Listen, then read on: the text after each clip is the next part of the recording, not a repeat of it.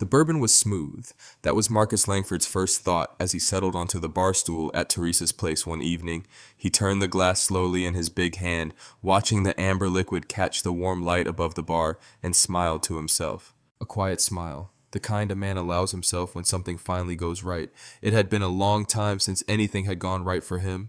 Teresa's place sat on the corner of Broad and Ninth in Augusta, Georgia. It had stood there longer than most people could remember.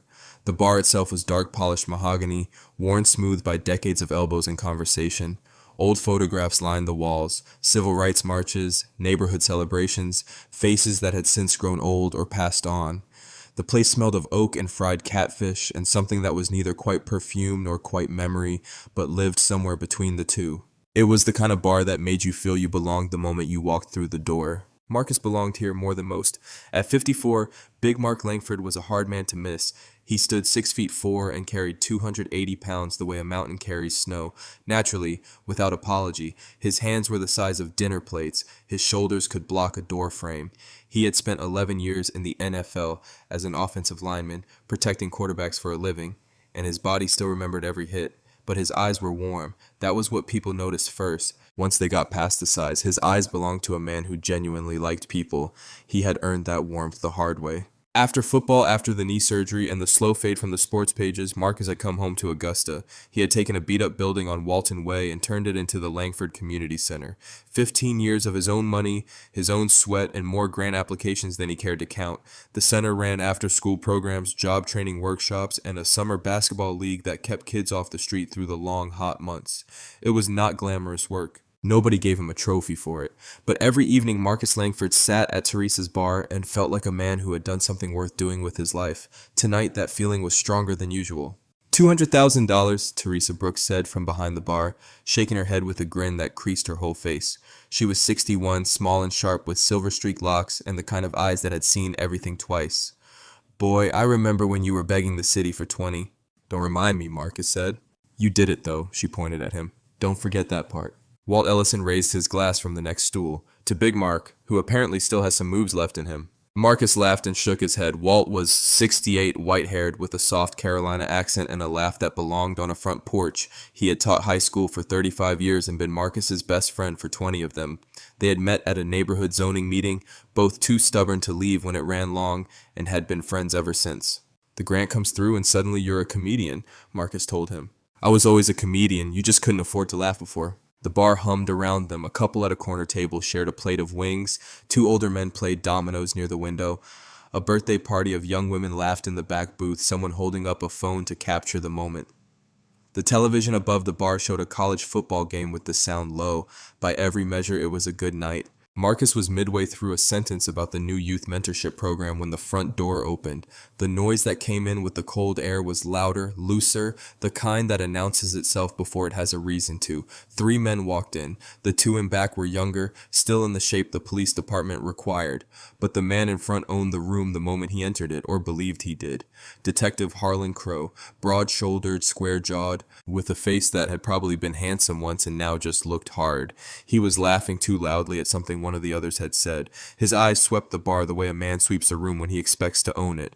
Then those eyes found Marcus and stopped. Crow did not move right away. He stood at the edge of the bar's warm light, that too big laugh dying on his face, and looked at Marcus the way a man looks at something he has decided he does not like. It was not a quick glance. It was the long, deliberate kind. Marcus noticed. He turned back to his drink. Crow and his companions settled at the far end of the bar. Teresa moved toward them with the practiced neutrality of a woman who had managed difficult people for 30 years. She took their order without warmth, without hostility, just business.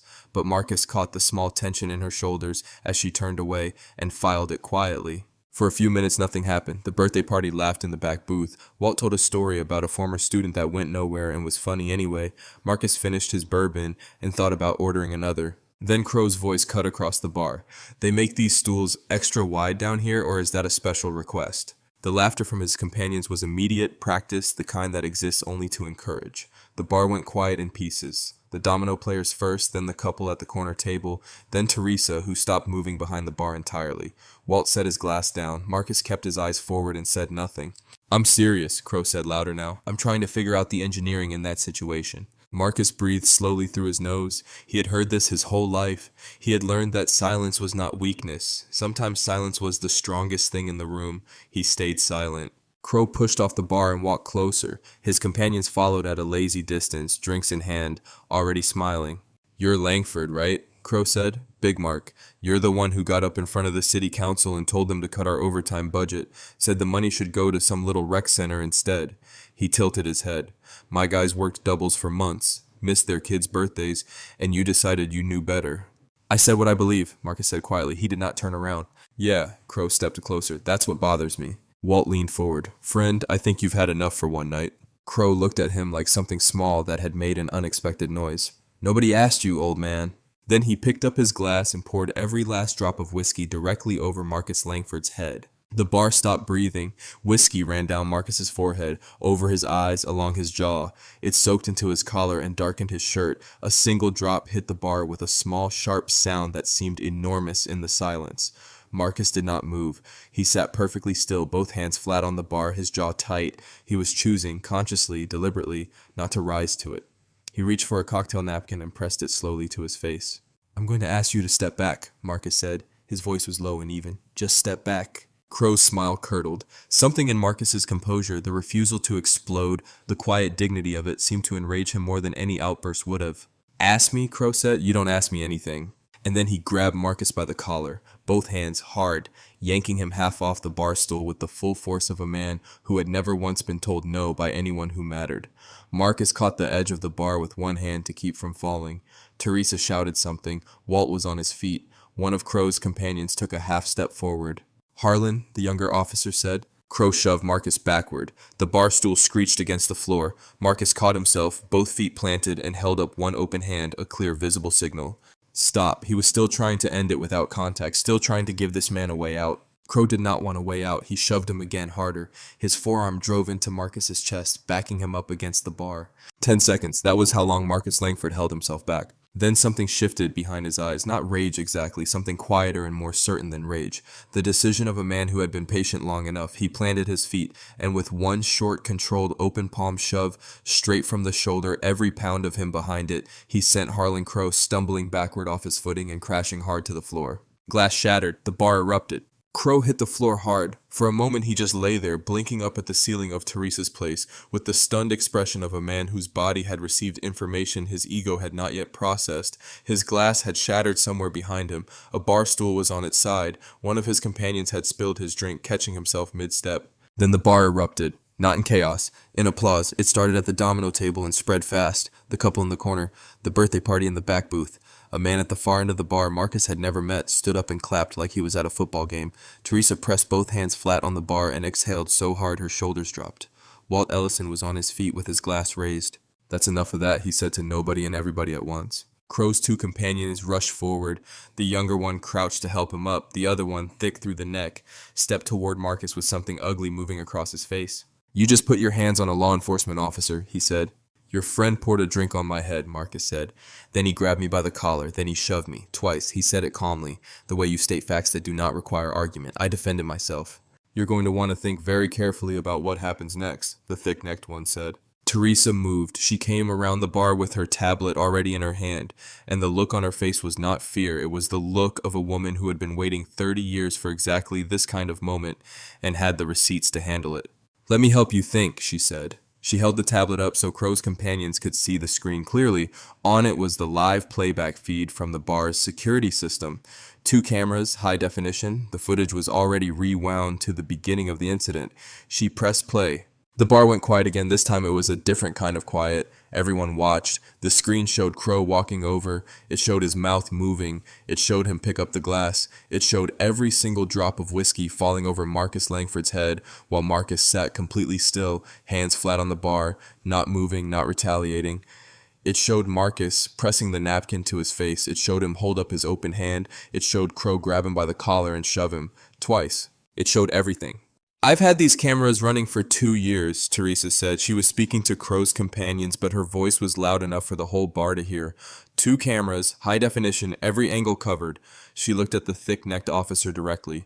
"Go ahead and call it in. I will be standing right there with my attorney and this recording." The thick-necked officer looked at the tablet, then at Teresa, then at Crow, who had made it to his feet and was straightening his jacket with the careful movements of a man trying very hard to look like he had not just been knocked to the floor of a bar in front of 30 witnesses. Crow's face was dark, his jaw was set. He looked at Marcus with something in his eyes that was colder and more deliberate than anger. Anger burns hot and quick. This was something that intended to last. But he said nothing. He picked up his jacket from the floor. He smoothed the front of his shirt. He looked once more at the tablet in Teresa's hand. And for just a moment, something moved across his face. Not embarrassment, not remorse. Calculation. Then he turned and walked out of Teresa's place without a word. His companions followed. The door swung shut behind them, and the cold air came in briefly and then was gone. For a half-second, the bar held its breath. Then it exhaled all at once. Laughter, conversation, the resumption of the domino game, someone in the birthday party letting out a whoop that made 3 people jump. Teresa set down her tablet, reached for the good bourbon, and poured Marcus a fresh glass without being asked.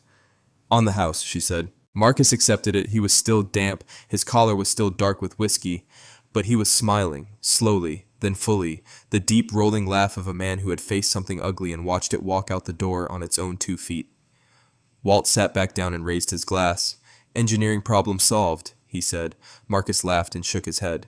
It felt finished, clean, like a storm that had threatened all evening and then simply passed. Marcus believed it was over. He had no way of knowing that Harlan Crow was already on his phone before he reached the parking lot. Marcus slept well that night. That was the thing that would stay with him later. How well he had slept. He had come home from Teresa's place just after 10, changed out of his whiskey-soaked shirt, eaten a bowl of leftover red beans and rice standing over the kitchen sink, and gone to bed feeling lighter than he had in months. The grant was real. The community center was safe. Even the ugliness at the bar had resolved itself cleanly. The way ugliness sometimes does when the truth is sitting right there on a tablet screen for everyone to see. He slept like a man with nothing chasing him. His phone started early the next morning. The first buzz he ignored. The second he rolled toward. By the third he was sitting up in bed squinting at the screen.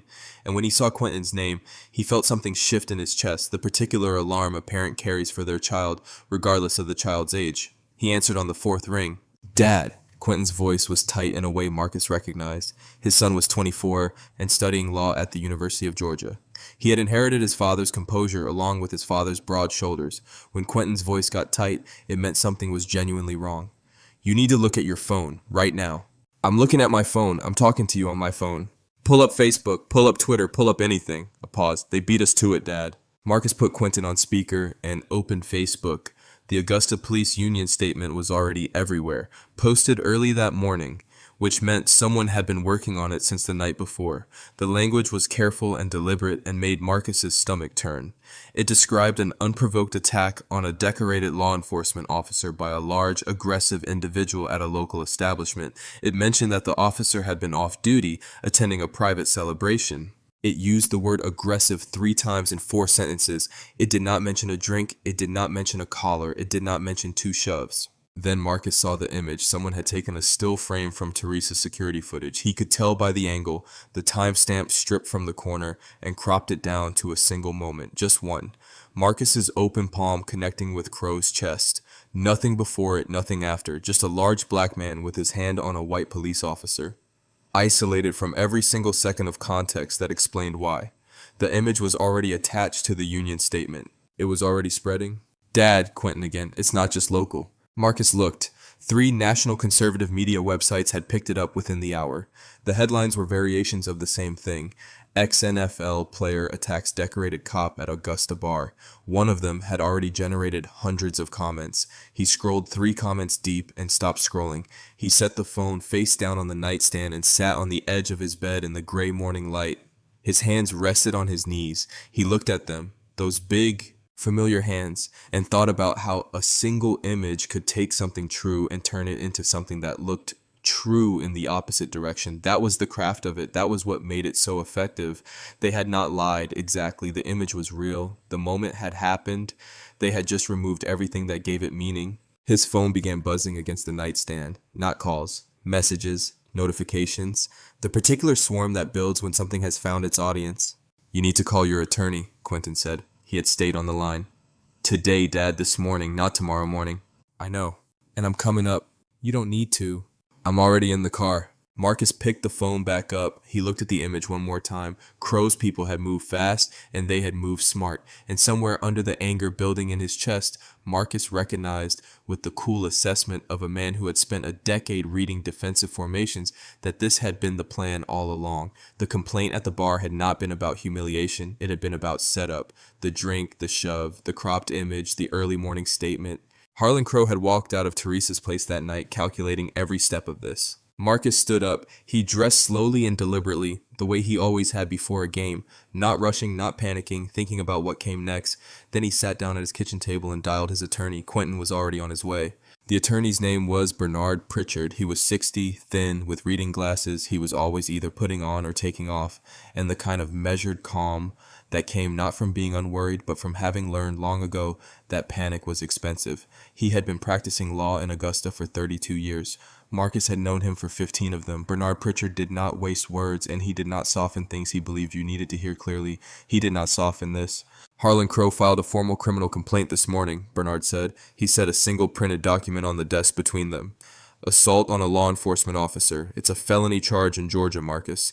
That applies whether the officer is on duty or off duty at the time of the incident. Marcus looked at the paper. He did not pick it up. Quentin, sitting beside his father, leaned forward with his elbows on his knees. He grabbed my father first.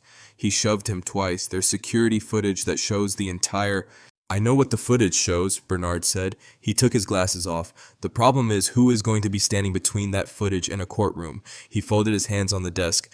The officer assigned to lead the investigation into your father's case is a man named Detective Roy Mercer. Roy Mercer and Harlan Crow came up through the department together. They've been friends for 20 years. He paused to let that settle. And the assistant district attorney who will decide whether to formally pursue these charges is a man named Derek Shaw. Marcus looked up. I don't know that name. You wouldn't, but you know his brother-in-law. Bernard put his glasses back on. Harlan Crow. The room was very quiet. Quentin sat back slowly in his chair. Marcus looked at the document on the desk again.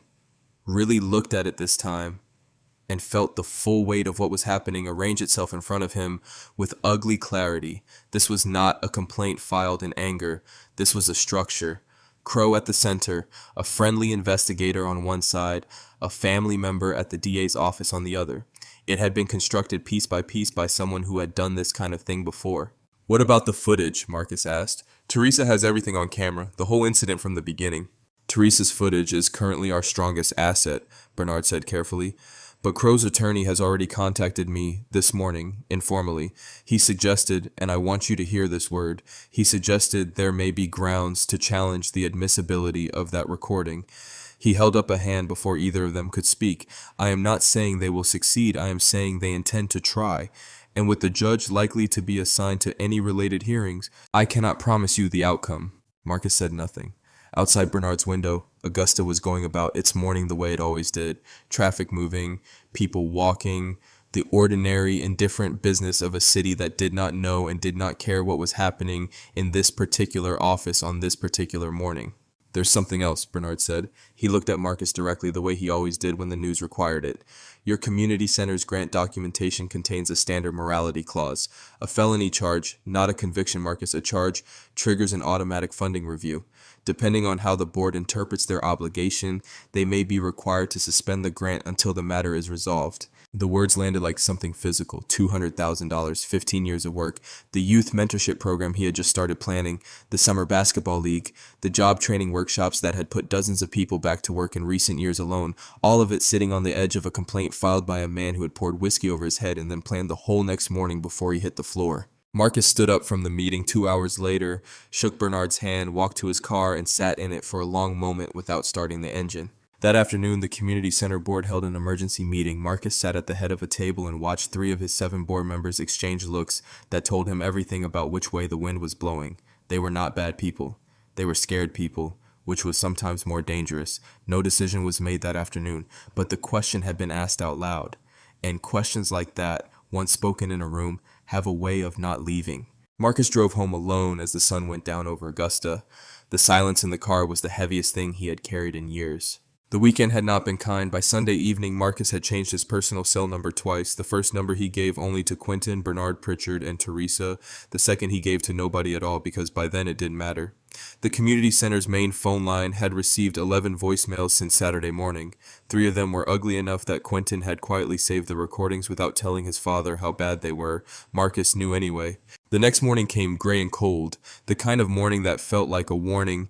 Marcus and Quentin sat across from Bernard Pritchard in the same chairs they had occupied 2 days before. But the room felt different now, smaller. The documents on Bernard's desk had multiplied. Bernard did not waste time. "I want you to understand the full picture," he said. He laid 3 separate sheets across the desk like he was dealing cards.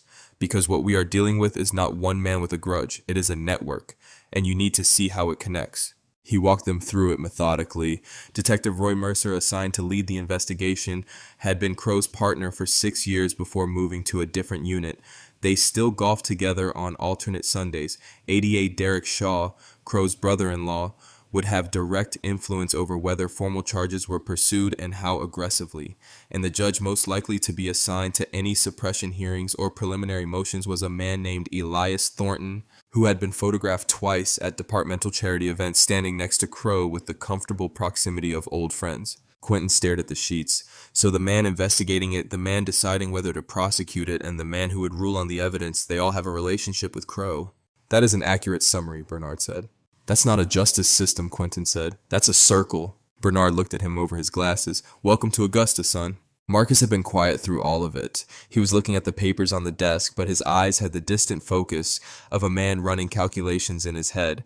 He had spent 11 years in professional football studying systems, how they were built, where they were strong, where the gaps were.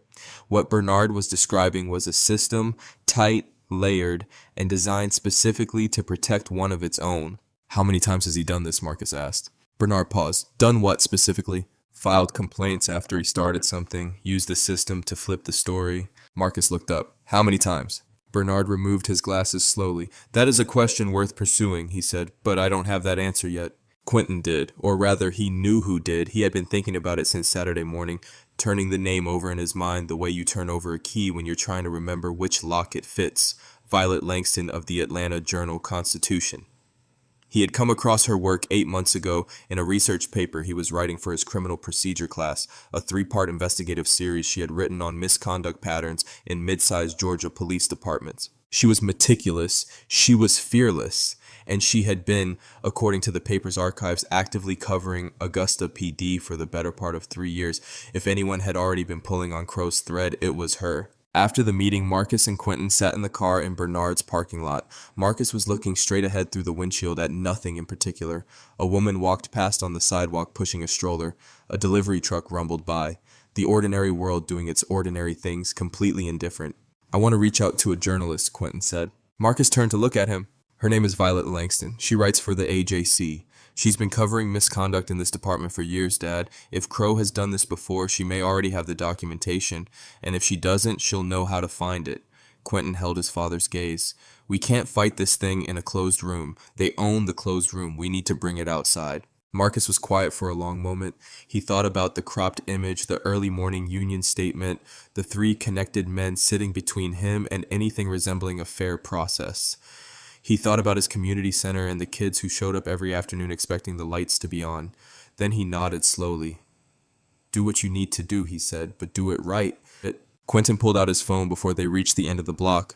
Teresa called the next morning around 9. Marcus was at the community center sitting at his desk going through the grant suspension paperwork Bernard had forwarded the night before when his phone lit up with her name. He answered expecting her voice to be the steady, grounded thing it always was. Instead, she sounded like a woman standing on uncertain ground, testing each word before she put her weight on it. "They filed something," she said. "My attorney just called me. Crow's people filed a legal motion. They want my security footage thrown out." Marcus set the paperwork down. "On what grounds?" he asked. "Signage." Teresa said the word like it tasted bad. "They're saying I didn't have proper notification signs posted, the kind that tell customers they're being recorded. Apparently there's a specific requirement under Georgia law about how visible those signs have to be, what size, where they have to be mounted." She paused. "My attorney says the sign I have is real and it's posted, but it might be in the wrong position, too high up, too close to the door. Something about the exact wording." Another pause, longer this time. "Marcus, if they get that footage thrown out..." "I know," he said. "That footage is the whole truth. Everything that happened in order, the way it happened. Without it, it's your word against his. And his word comes with a badge and a brother-in-law at the DA's office." He already knew that too. What made it worse, what made Marcus's jaw tighten as he sat in his office, surrounded by photographs of children he had coached and mentored for 15 years, was the precision of it. Crow's attorney had not gone looking for a big dramatic reason to suppress the footage. He had gone looking for a small, technical, bureaucratic one, a sign in the wrong position, a font 2 points too small. The kind of paperwork violation that had nothing to do with truth or justice or what actually happened in that bar, but that a sympathetic judge could use as a perfectly legal tool to erase the one piece of evidence that told the whole story. It was elegant in its way, and it was infuriating. "When is the hearing?" Marcus asked. "Friday." Teresa's voice tightened. "They got it fast-tracked, Marcus. My attorney says the judge assigned is Elias Thornton." Marcus closed his eyes for exactly 2 seconds. Elias Thornton, Bernard had mentioned that name. Charity events, old friends, the comfortable proximity of men who took care of each other. "I'm going to fight it," Teresa said. "My attorney is already pulling photographs of the sign from every angle. We're going to argue the placement was compliant." "But Marcus," she stopped, "I've been running this bar for 30 years. I have never once had a legal challenge filed against me this fast, by this many people, with this much organization behind it. This is not a coincidence." "No," Marcus said, "it isn't." After he hung up, he sat very still for a moment. Then he called Quentin. Quentin listened without interrupting, which was how Marcus knew his son understood the severity. When Marcus finished, Quentin was quiet for 3 seconds. "They're trying to erase the tape before arraignment," Quentin said. "If they get it excluded before charges are formally filed, it poisons the well. Even if we try to introduce it later, Thornton has already ruled on it. It's gone." "That's what it looks like." "Then we need something else," Quentin said. "We can't put everything on Teresa's footage anymore. We need to move faster." His voice shifted. That particular register Marcus recognized as his son, thinking out loud, sorting through options with the quick, deliberate mind that had earned him a place in one of the state's best law programs. "I'm reaching out to Violet Langston today. Not tomorrow, today. If Crow has a pattern of this, she may already have documentation we can use publicly, even if we can't use it in court yet." "The hearing is Friday," Marcus said. "I know, but a courtroom isn't the only room that matters here, Dad. If this goes public the right way before Friday, it changes the pressure on everyone involved, even Thornton." Marcus looked up at the wall of his office. A photograph of last summer's basketball league, 32 kids in matching jerseys squinting into the sun. He had hung that photo himself with a level and a pencil mark, the way his own father had taught him to hang things. Straight, careful, built to last. "Make the call," Marcus said. Quentin was already dialing. The next morning arrived cold and still. Marcus was at home at the kitchen table, working through a second cup of coffee and the notes Bernard had sent over about Friday's suppression hearing when his phone rang around 8:20. He saw Walt's name and picked up immediately. "Walt?" There was a pause before Walt spoke, a pause that was half a second too long. When Walt Ellison's voice came through, it had a careful, controlled quality that did not belong to it, like a man reading from a script he had rehearsed twice and still wasn't sure he had memorized. "Mark," he said, "I need to tell you something about last night." Marcus set his coffee down. Walt told it slowly. 2 detectives had come to his house the previous evening, just after 7. He had not been expecting anyone. They knocked with the easy authority of people who were accustomed to doors opening for them, and when Walt let them in, they settled into his living room chairs like they had been there before. They introduced themselves as detectives from the Augusta PD. They said they were conducting a routine witness canvass related to the incident at Teresa's place. Standard procedure, nothing to be concerned about. For the first 20 minutes, it was exactly what they said it was. They asked Walt what he had seen. He told them. They took notes. They were polite. Then one of them mentioned the house, casually, the way you mentioned the weather. He noted it was a nice place, well maintained, said he remembered a property tax dispute that the city had opened against the estate a few years back. Walt's wife, Elena, had passed 3 years ago. The estate matter had been complicated. And at one point there had been a minor outstanding dispute with the city over an assessed value discrepancy. It had been resolved, or Walt had believed it was resolved. He had a letter somewhere confirming it. The detective said he wasn't sure it had been fully closed out. Said sometimes these things stayed open in the system longer than people realized. Said it might be worth checking into. Then they thanked Walt for his time, shook his hand, and left. They were in his house for an hour and 10 minutes. "They never raised their voices," Walt said. "They never made a single direct threat. They were perfectly polite the entire time." He stopped. "But Mark, I know what that was. I am 68 years old, and I taught high school civics for 35 years, and I know exactly what that was." Marcus's hand had tightened around the phone, somewhere in the middle of Walt's story. He had not noticed until now. "Did they give you their names?" he asked. "They gave me cards." Walt read them out. Marcus wrote both names on the corner of Bernard's notes. "Walt, I need you to listen to me. What they did, Going to a witness's home and referencing unresolved financial liability with the city, that is not a routine canvass. That is pressure. And pressure applied to a witness in an active case is a federal matter. Marcus kept his voice level. You didn't do anything wrong. You let them in. You told the truth, and you are going to be fine. But I need you to tell Quentin everything you just told me, every detail, in order, okay? Walt was quiet for a moment. I still want to testify, Mark. I want you to know that. I'm not saying I'm walking away. Another pause. I'm just scared. I didn't expect to be scared, and I am. That's an honest thing to say, Marcus told him, and it matters that you said it. After he hung up, Marcus called Quentin before he had set the phone down. Quentin listened to the full account without a word. When Marcus finished, the silence on the line lasted exactly 4 seconds. Marcus counted them, and then Quentin said with the flat precision of someone filing information into a specific mental folder, "That's witness intimidation. Federal statute. I need Walt to write down everything while it's still fresh. Times, names, the exact language they used about the estate. All of it." He called Walt immediately after. Walt talked for 40 minutes. Quentin typed while he listened. That afternoon, Quentin assembled everything into a single document. The 2 detectives' names, the timeline, Walt's verbatim account of the estate comments, and the case context that made the visit's purpose unmistakable. He attached it to an email addressed to Violet Langston, marked it urgent, and hit send. Her reply came in 11 minutes. 3 words, "I'm coming down." Violet Langston was not what Marcus had pictured. He had imagined someone loud, maybe, someone who carried their ambition visibly the way some journalists did, like a press badge worn on the outside of their personality. Instead, the woman who walked into the coffee shop on Broad Street the next morning was compact and quiet, with quick, observant eyes and the unhurried manner of someone who had learned that the most important information rarely announces itself. She shook Marcus's hand first, then Quentin's. She set a worn leather notebook on the table beside her coffee and did not open it immediately. "Tell me about Harlan Crow," she said. So they did. 2 blocks away, in the Augusta courthouse, Teresa Brooks sat beside her attorney, while Elias Thornton presided over the suppression hearing with the practiced efficiency of a man who had already decided his conclusion and was moving through the procedural requirements to get there. Teresa had described the hearing to Marcus in a text. Thornton barely looked at our photographs, kept checking his watch. The ruling would come later. For now, the footage existed in legal suspension, neither safe nor gone. While the world outside the courthouse moved at its own speed, Quentin laid everything out for Violet in sequence. He had brought the full document package he had assembled over the past week, printed, organized, tabbed. The 3 prior complaints against Crow, sourced from public records requests Quentin had filed the previous year during a law school research project that had, by pure chance, crossed Crow's name. Each complaint described a pattern, an altercation initiated by Crow, a counter-complaint filed against the other party, and a quiet internal resolution that left Crow's record clean and the other party with nothing. 2 of the 3 complainants were black men. One was a Latino teenager who had been 17 at the time. Violet read without interrupting. She turned pages slowly, and her pen moved in small, precise marks in the margin of her notebook. Then Quentin placed Walt's written account on top of the stack. The previous evening's visit, the 2 detectives, the estate, the careful, threatening politeness of men who understood that a threat does not require a raised voice to land. Violet looked up from that one. "He wrote this himself?" she asked.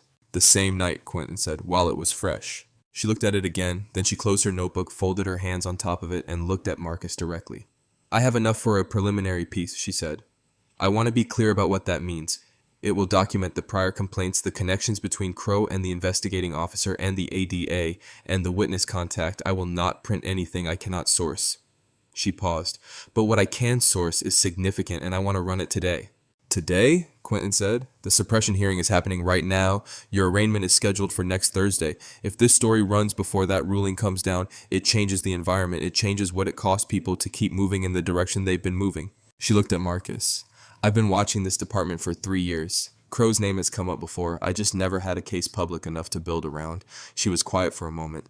"I'm sorry it had to be yours." Marcus nodded once. "Run it," he said. The piece went live on the Atlanta Journal-Constitution's website that afternoon. By 5, it had been shared 1,400 times. By 6, it had been picked up by 2 national news networks. By 7, a crowd of roughly 60 people had gathered outside Augusta PD headquarters with handmade signs, and by 8, that number had more than doubled. The DA's office released a statement around 9. They were reviewing all elements of the Marcus Langford case in light of newly surfaced information.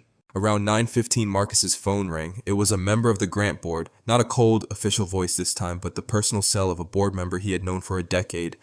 The man said they were standing by, that they were not pulling funding while the facts remained publicly contested, that they believed in Marcus and in the work the center did. Marcus thanked him and hung up. He was sitting at his kitchen table. Quentin was across from him, laptop open, watching the story spread across the internet in real time. The house was quiet except for the sound of the television in the other room where the Augusta PD headquarters was visible on the local news, the crowd outside it growing. Marcus exhaled slowly, a long, full breath, the kind he had not allowed himself in a week. He looked at his son. "Maybe," he said carefully, "it turns out okay." Quentin looked up from the screen and almost smiled. Almost. The weekend had felt like a held breath. After the article, after the protests outside the precinct, after the DA's statement and the board member's call and Quentin's quiet, almost smile across the kitchen table, Marcus had spent Saturday and Sunday in a state of cautious stillness. Not hope exactly. Something more careful than hope. The feeling of a man watching a dangerous thing from a safe distance, not yet certain it couldn't reach him. The next morning answered that question. Bernard Pritchard called at 8. Marcus was already up, already dressed, already at the kitchen table with his coffee. He answered on the first ring. "Judge Thornton ruled yesterday afternoon," Bernard said. "I wanted to wait until I had the full written order before I called you." A pause that carried its full weight. "The footage is inadmissible," the signage violation held. Marcus set his coffee mug down carefully. "Teresa's sign was 11 inches too high on the wall," Bernard continued. "That was the finding, 11 inches. His voice carried something underneath the professional calm, a quiet, contained outrage that a man of his experience and discipline would never let fully surface. "The motion was granted. The footage cannot be introduced as evidence in any criminal proceeding." Marcus said nothing. Outside his kitchen window, Augusta was a gray morning, clouds low, air cold, a garbage truck moving slowly down his street with the patient indifference of machinery. "There's more," Bernard said. "There always was." The DA's office had made its decision. With Crow's brother-in-law, Derek Shaw, still in place, still operating without recusal, the office was moving forward with the felony assault charge. Marcus was to present himself for formal processing that afternoon. Arraignment was scheduled for Thursday morning. Marcus processed himself at 2. It took 45 minutes. He sat in a plastic chair and answered questions in a flat, level voice and did not allow his face to show what was happening behind it. They took his photograph standing facing forward, the small height marker on the wall behind him. The flash was brief and impersonal. By 5, that photograph was on every local television news broadcast in Augusta. Ex-NFL player arraigned on felony assault charge following altercation with law enforcement officer. "What's up? Yes, it's our Quentin watched it from the community center where he had been working with Marcus all afternoon. He turned the television off before Marcus could see it. Marcus had already seen it on his phone. Around 6:15, the grant board called. It was not the same voice as the night before, the warm personal call from a decade-long colleague. This was the board's official chairwoman, and her voice had the formal, reluctant quality of someone reading from language that had been reviewed by an attorney before it was spoken aloud. The morality clause had been triggered by the formal charge. Effective immediately, the $200,000 grant was suspended pending resolution of the criminal case. The community center was required to cease 2 of its 3 active youth programs within 30 days. Marcus thanked her. He used those exact words, "Thank you," and hung up. He sat at his desk in his office and did not move for a while. At 7:30, Walt called. Marcus could hear it in the first syllable, the guilt and the grief and the exhaustion of a man who had been carrying a weight he could no longer hold. "I can't do it, Mark." Walt's voice was barely above a whisper. "I want to. God knows I want to, but I'm 68 years old and I'm alone in this house and I don't have the fight in me that you have. I never did." A long pause filled with the sound of an old man trying to hold himself together. "I'm sorry. I am so sorry." Marcus told him it was okay. He told him he understood. He meant both things, and he also felt something crack quietly in his chest as he said them. At 8, Harlan Crow appeared on the Channel 6 Evening News. He was standing outside Augusta PD headquarters in a press shirt, accepting his departmental commendation from the deputy chief. He shook hands. He smiled for the camera. That same confident, unbothered smile of a man for whom the system had never once failed to perform exactly as expected. He said he was grateful for the support of his department and his community. Marcus turned the television off. He walked back to his office. He sat down in his chair. The photographs on the wall looked back at him. Children in basketball jerseys, teenagers holding certificates, a community built year by year from nothing. He looked at them for a long time. Then he put his head in his hands. The room was very dark and very quiet. Quentin was on his father's porch before sunrise. Marcus heard the car first, the familiar engine, the specific sound of his son's door closing with the firm, purposeful click of someone who had somewhere to be. He was already awake. He had not slept much. He had lain in the dark for most of the night, staring at the ceiling with the particular wakefulness of a man whose mind refuses to stop working even when his body has nothing left. He had the front door open before Quentin reached the steps. His son looked like he hadn't slept either. He was still in yesterday's clothes, a legal pad tucked under one arm and his phone in his hand. And there was something in his eyes that Marcus recognized, not desperation, not panic, but the focused intensity of a person who has spent all night turning a problem over and over until they found the angle that hadn't been tried yet. "I need to go back to the bar," Quentin said, "and I need you to stay here." Marcus looked at him. "What are you looking for?" "Something Crow forgot about," Quentin said, "something nobody thought to ask about." He held the doorframe with one hand. "Dad, Teresa's footage got thrown out because it belonged to the establishment. The suppression ruling covers recordings made by the bar's own security system, but it does not cover footage recorded by private citizens on their personal phones." He paused. That night, there were other people in that bar, and some of them had their phones out. Marcus was quiet for a moment. He thought back to that evening, the birthday party in the back corner booth. He had registered them peripherally, the way you register background noise in a familiar space. A group of young women laughing, someone holding a phone up to capture the celebration. He had noticed them the way you notice a song playing in another room. They had been there, they had been recording, and they had been gone before the police arrived or the gravity of the situation announced itself. "Go," Marcus said. Teresa's place didn't open until 10 on Tuesdays, but Teresa was always there by 8. She opened the door for Quentin in her apron with a dish towel over one shoulder, and when he explained what he was looking for, she sat down at the bar and thought about it, with the careful seriousness of someone who understood exactly what was at stake. "The birthday party," she said slowly. "Yes. Corner booth, 8 women, maybe 9. Young, late 20s, I'd say." Teresa folded the dish towel in her hands, thinking. "They had a reservation, I remember, because they called ahead for the booth specifically. They wanted the big corner one." She was quiet for a moment. "Several of them had their phones out all evening. I remember thinking they were filming the whole night, birthday content." She looked at Quentin. "They left before everything happened with the police coming. Before I even realized I should be getting people's information." "Do you have any record of the reservation?" Quentin asked. "A name, a phone number, a credit card on the tab?" Teresa moved behind the bar and opened her reservations book, a physical ledger, handwritten, which she had kept by personal preference for as long as the bar had been open. She ran her finger down the page for that evening. "Porter," she said. She turned the book toward Quentin. "Party of 8. Reservation under Porter?" Quentin wrote it on his legal pad and underlined it twice. He drove home and sat at the kitchen table with his laptop open and his legal pad beside him and began to search with everything he had: the date, the location, Teresa's place, Augusta, the name, Porter. He worked through Facebook first, searching event check-ins and tagged posts, then Twitter, then Instagram, which had become the natural home of birthday documentation. The stories, the group shots, the small captured moments of celebration that people posted without any awareness of what else their cameras might have caught. He searched for 2 hours. He almost missed it. It was a post from a few days before the incident, a countdown. "Birthday week starts now," tagged in Augusta, Georgia. The account belonged to a woman named Jasmine Porter. 29 years old, her bio said, Augusta, Georgia. Quentin scrolled her profile with the focused care of a man diffusing something. And there, the last post before the night of the incident, a photograph. 6 women crowded into a corner booth laughing, glasses raised. The location tag clear and specific, Teresa's place. Quentin sat back in his chair and looked at the screen for a long moment. Then he picked up his phone. The message Quentin sent was careful. He had written it 3 times before he sent it. Sitting at his kitchen table with the early morning light coming through the window, choosing each word the way you choose footing on uncertain ground, he introduced himself by name. He explained who his father was. He described plainly and without drama what had happened at Teresa's place that evening and what had happened in the days since. He told Jasmine Porter that he believed she might have been there that night, and that if she had recorded anything at all, it might be the only thing standing between his father and a felony conviction for defending himself. He read it one final time, then he sent it and set the phone face down on the table and made himself eat breakfast. The phone buzzed 22 minutes later. "I remember that night. I had no idea any of that happened. Call me." Quentin called. Jasmine Porter's voice was clear and direct with the particular alertness of someone who had just read something that rearranged their understanding of an evening they thought they already knew. She told him she and 7 friends had been celebrating her friend Carla's birthday. They had reserved the corner booth specifically because it fit the whole group. She remembered the bar being warm and loud and good. She remembered the commotion near the front, a crash, raised voices, applause, and assuming it was just bar energy, the kind of random noise that happens on Friday nights. She and her group had gathered their things shortly after and moved on to another spot. She had not connected it to anything significant. She had not known there was anything to connect. "That night," Quentin said carefully, "were you recording on your phone?" A pause. "I record everything," she said.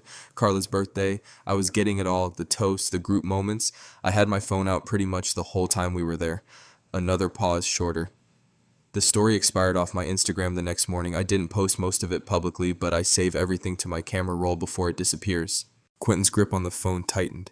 "Jasmine," he said, "I need to ask you to look at something. Before we say anything else, I need you to go to your camera roll and look at the videos you saved from that night."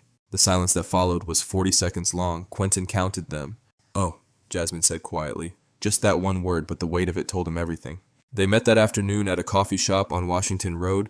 Quentin, Marcus, Bernard Pritchard, and Violet Langston, who Quentin had called from the car on the way over. Jasmine arrived 5 minutes early, a young woman in a gray jacket with natural hair and careful eyes, holding her phone in both hands, like she already understood she was carrying something important. She sat down across from Marcus and looked at him for a moment. "I'm sorry this happened to you," she said. Marcus nodded. "Thank you for being here." She placed her phone on the table and opened her camera roll and found the video without hesitation. She had already watched it twice that morning, she told them. She turned the phone so they could all see the screen and pressed play. The video began as what it was meant to be, a birthday. Jasmine's friends crowded into the corner booth laughing, someone raising a glass, the warm amber light of Teresa's place surrounding everything. In the background, clearly visible over the shoulder of the woman nearest the camera, was the bar. Marcus was on his bar stool. You could see him clearly. Then Crow walked into the frame. Everything followed in sequence. The approach, the words not audible but visible in posture and proximity, and the shifting of the bar's attention, the glass rising, the pour, 10 full uninterrupted seconds of Marcus sitting completely still, hands flat on the bar, not moving, the napkin, the open hand held up in plain view, then the grab, the shove, the second shove, then Marcus rising and what came after. The timestamp in the corner of the screen was intact, unbroken and precise. Bernard Pritchard leaned forward. He watched the final seconds twice, then he sat back in his chair and removed his glasses and pressed 2 fingers to the bridge of his nose. "This footage was recorded on a private citizen's personal device," he said. "It was never part of Teresa's establishment system. Thornton's suppression order does not touch it." He looked up. "This is completely and fully admissible." Jasmine Porter looked at Marcus across the table. "Tell me what you need me to do," she said. For the first time in days, Marcus Langford looked like himself again. Quentin drove to Walt's house alone. It was evening, the sky going dark early the way it did in late fall, the streetlights on Whitfield Avenue clicking on one by one as he turned onto Walt's block. He had not called ahead. He had thought about it and decided against it because a phone call gave a man the option of saying no before he had seen what Quentin needed him to see. Walt answered the door in his cardigan and reading glasses, a paperback in one hand, and the expression on his face when he saw Quentin was complicated, relief and guilt in equal measure. The look of a man who had been alone with something heavy and was not sure whether a visitor made it better or worse. "Come in," Walt said quietly. The house was warm and neat and full of the particular stillness of someone who lived alone and had made their peace with it. Photographs of Elena on the mantel, a stack of library books on the coffee table, the television off. Quentin sat on the couch, and Walt took the armchair across from him, setting his paperback face down on the side table. And for a moment, neither of them spoke. Quentin did not argue. He did not plead. He did not say a single word about courage or friendship or what was right. He opened his laptop and pressed play. Walt watched the video in complete silence. His hands were folded in his lap. His reading glasses caught the screen's light. He watched Crow pour the drink. He watched Marcus sit still for 10 full seconds with his hands flat on the bar. He watched the grab, the shove, the second shove. He watched Marcus rise and respond. When it ended, Walt asked him to play it again. Quentin played it again. Walt watched it the second time with the focused, deliberate attention of a former teacher reviewing something he intended to be certain about. When it finished, he sat back in his armchair and looked at the middle distance for a long moment. The house ticked quietly around them. Somewhere outside, a car passed. Then Walt Ellison looked at Quentin and said, "I was there. I sat on that bar stool, and I watched every second of what that video just showed me." His voice was steady now in a way it had not been on the phone. "I'm not going to let them rewrite what I saw with my own eyes." Quentin exhaled slowly. "I need you to do one more thing," he said carefully. "The detectives who came to your house last week, the estate comments, the timing, the way it was framed, I need you to include all of that in a formal written statement, because what they did to you that evening was not a witness canvas." He held Walt's gaze. "That was witness intimidation under federal statute, and if we document it properly, it becomes a weapon, not just for your testimony, but for everything." Walt nodded once. He reached for the notepad on his side table, the same one he had used for 35 years of lesson planning, and clicked his pen open. "Tell me what you need," he said. Walt wrote for an hour.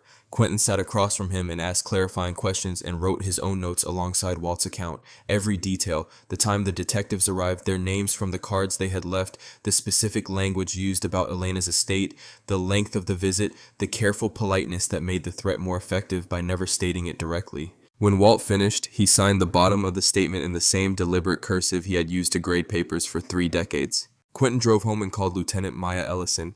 He had spoken to her twice before, brief, careful conversations conducted at her instigation, always on her personal cell. She was internal affairs, 2 years into a file on Crow that the department's administrative structure had blocked at every turn. She had been waiting for a case that was too public to bury. Tonight, Quentin gave her everything: Jasmine's footage, Walt's formal statement, the documented timeline of the suppression motion, and the names of the 2 detectives who had sat in Walt's living room and mentioned a dead woman's estate. Maya Ellison listened without interrupting. When Quentin finished, she said, "I'm filing tonight. Augusta PD and the FBI Civil Rights Division simultaneously. The federal filing takes the case out of local hands immediately." She filed that night. By morning, Derek Shaw, Crow's brother-in-law, the ADA who had been steering the prosecution, had recused himself from Marcus's case without a public statement. His name was quietly removed from the court filing before most of Augusta had finished their first cup of coffee. In Washington, Congressman Everett Boone watched the developments scroll across his phone's newsfeed and reach for his desk phone. His press secretary answered on the second ring. Marcus dressed carefully that Thursday morning. He stood at his closet in the gray pre-dawn quiet and chose a navy suit he had bought for his son's law school orientation. The one Quentin had told him made him look like someone who had already won. He knotted his tie twice until it sat exactly right.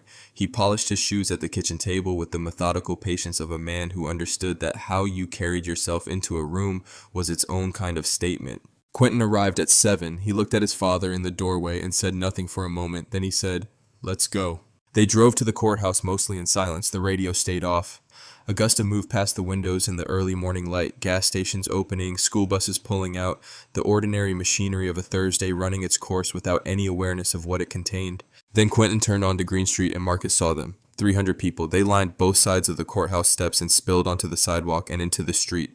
Some held signs, some held nothing but themselves, standing shoulder to shoulder in the cold morning air. Neighbors, parents, former players Marcus had coached in youth leagues 15 years ago, teachers from the schools his center partnered with, strangers who had read Violet Langston's article and driven in from Atlanta and Columbia and Savannah because something in them required being present for this. Walt Ellison was near the front steps, his coat collar turned up, his chin raised. Marcus looked at the crowd through the windshield for a long moment. "Dad," Quentin's voice was quiet. "I see it," Marcus said. He got out of the car. The crowd saw him before he had taken 3 steps. A sound moved through them. Not a cheer, not yet. Something more like a collective exhale.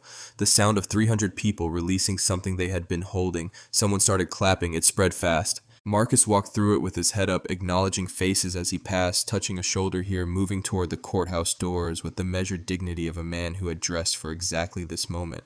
Inside, the courtroom was already full. Marcus sat beside Bernard Pritchard at the defense table. The prosecution table, usually occupied by Derek Shaw, held a woman Marcus did not recognize, the newly assigned DA brought in after Shaw's recusal.